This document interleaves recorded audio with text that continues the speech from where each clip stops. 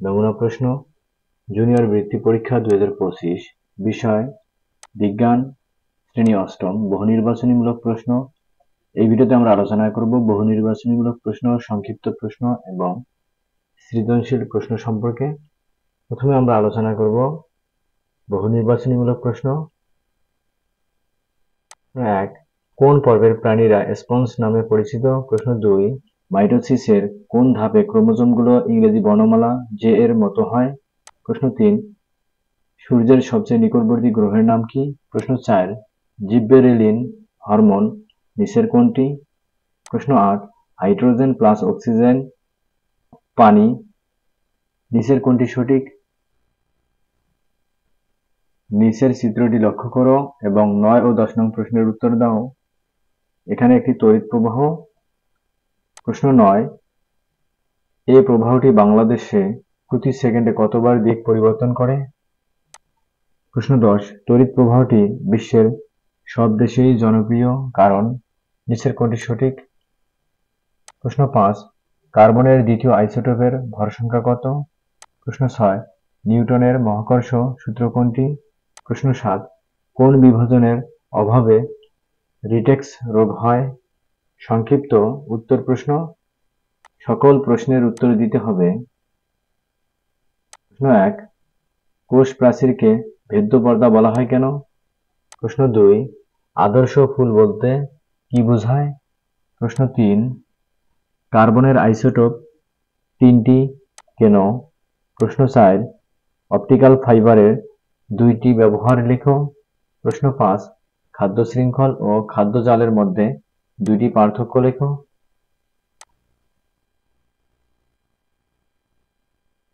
সৃজনশীল প্রশ্ন। সকল প্রশ্নের উত্তর দিতে হবে। প্রশ্ন 1. নিচের উদ্দীপকটি লক্ষ্য করো।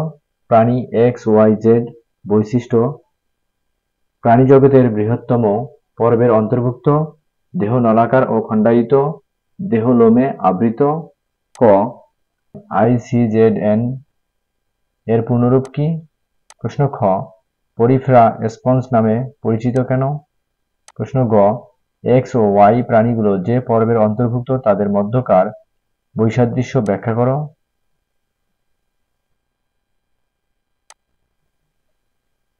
প্রশ্ন ঘ. এক্স, ওয়াই এবং জেড এর মধ্যে কোন প্রাণীটি বেশি উন্নত এবং যুক্তি সহকারে বিশ্লেষণ করো।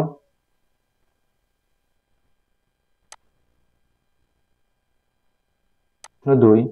ওহী ও ইতমাম খেলার মাঠে পরস্পর হতে 40 মিটার দূরে দাঁড়িয়ে আছে।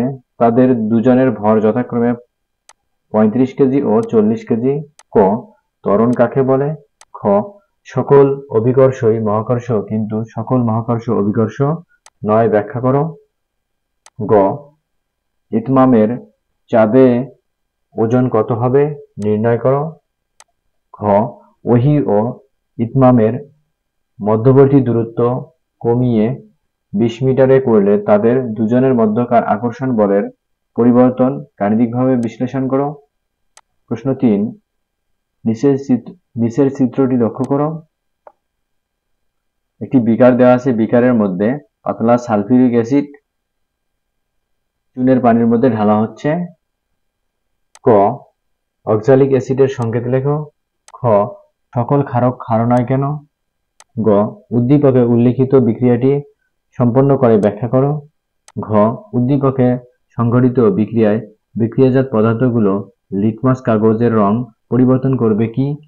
মতামত দাও। ইউটিউব চ্যানেলের অ্যাবাউটে এবং ডেসক্রিপশনে ওয়েবসাইটের লিঙ্ক দেওয়া আছে, চাইলে তোমরা ওয়েবসাইটে ঘুরে তোমাদের প্রত্যেকটি কাঙ্ক্ষিত যে প্রশ্নগুলো সেগুলো প্রশ্নের উত্তর তোমরা এখনই খুঁজে বের করে নিতে পারো। পরবর্তী ভিডিও পর্যন্ত ভালো থাকো, সুস্থ থাকো, আবারও দেখা হবে। ধন্যবাদ।